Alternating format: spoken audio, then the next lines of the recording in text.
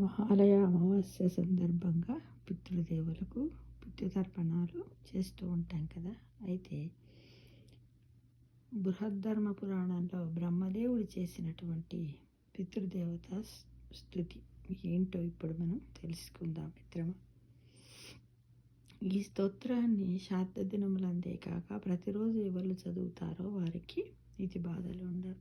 ఎవరైనా తల్లిదండ్రుల విషయంలో తప్పు చేసి ఉంటే పశ్చాత్తాపంతో ఈ స్తోత్రం చదివితే ప్రాయచిత్తం కలుగుతుంది. అంతేగాక పితృదేవతలు చదివిన వారిని అనుగ్రహిస్తారట. దీనిని ఎవరైతే వారు పుట్టినరోజు నాడు తండ్రికి నమస్కరించి వారి వద్ద ఫోటో వద్ద చదువుతారో వారికి పితృల యొక్క అనుగ్రహము లభిస్తుందని బ్రహ్మదేవుడు చెప్పాడు.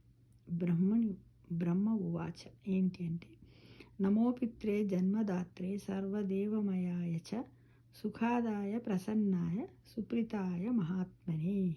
అంటే ఎవరి వలన ఈ జన్మ వచ్చినదో, ఎవరు సకల దేవతా స్వరూపులో, ఎవరు ఆశీస్సుల వల్ల సుఖములు కలుగునో అట్టి మహాత్ములైన పితరులకు నమస్కారం అని అర్థం. సర్వయజ్ఞ స్వర్వరూపాయ స్వర్గాయ పరమేష్ఠిని సర్వతీర్థావలోకాయ కరుణాసాగరాయ చ. అంటే సకల యజ్ఞ స్వరూపులై స్వర్గంలో ఉండే దేవతలతో సమానమైన వారు, సకల పుణ్యతీర్థములకు ఆలవాలమైన కరుణా సముద్రులైన పితరులకు నమస్కారము అని ఈ శ్లోకం యొక్క అర్థం. నమో సదా అశుతోషాయ శివరూపాయ తే నమః సదా పారాదక్షమినే సుఖాయ సుధాయ చ. అంటే సులభముగా సంతోషించి వెంటనే అనుగ్రహించేవారైన శివరూపులకు నమస్కారం. ఆచరించే తప్పులను ఎల్లవేళలా క్షమిస్తూ సంతోషమూర్తులై సుఖములను కలుగజేసే పితృలకు నమస్కారం అని దీని అర్థము మిత్రమా.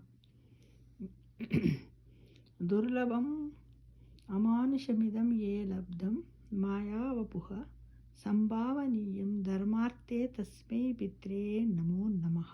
అంటే ధర్మాలు ఆచరించడానికి అవకాశమున్న దుర్భరమైన ఈ మానవ శరీరము ఎవరి వలన లభించిందో ఆ పితృదేవతలకు నమస్కారం. తీర్థస్నాన తపో హోమ జపాదిన్ యస్య దర్శనం మహాగోర్చ గురవే తస్మై పిత్రే నమో నమః. ఎవరిని చూసినంతని అనేక తీర్థస్థానములు, తపస్సులు, హోమాలు, జపములు చేసిన ఫలితము కలుగును. మహాగురువులకు కూడా గురువులైన పితృదేవతలకు నమస్కారం. యస్యా ప్రణామస్తానాత్ కోటీశః పితృతర్పణం. అంటే అశ్వమేధ శతైహం తుల్యం తస్మై పిత్రే నమో నమః. అంటే ఎవరిని నమస్కరించిన తర్పణాదులు చేసిన అవి వందల కొలది అశ్వమేధ యాగములతో సమానము. అటువంటి పితృలకు నమస్కారం. ఫలశ్రుతి.